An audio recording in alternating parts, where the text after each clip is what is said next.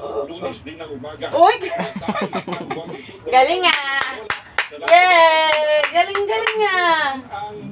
Tayo na naman yan. Sa tulay, Naku, ang isang SUV bumangga sa barikada ng tulay ang sasakyan bago tuluyang mahulog. Agad na nagtulong-tulong ang mga residente at mga rescuers para makuha sa sasakyan ang tatlong mga pasahero. Dinala na po sa ospital ang mga biktima. Isa po naman ang sugatan sa banggaan ng dalawang sasakyan sa Loyola Heights, Quezon City, Lunes ng gabi.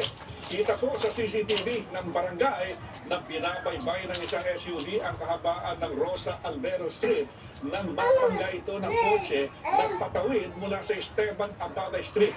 Umaligtad ang SUV sa lakas ng salpukan.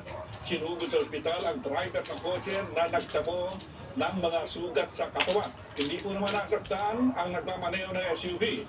Iniimbisigahan ng traffic sector ng Quezon City PNP ang naturang pangyayari. Apat ang patay sa sunog na nangyari sa Tansa, Cavite kaninang hating gabi. Yay! Sa BFP, tumaas na ng 26 Ay! ang bilang ng mga Hingilam ka na dyan ah. sa buong bansa. Hindi pwede yan ah. Dalawang buwan. Ay! Pinag-iingat ang Ano mo? matindi ang init na dulot ng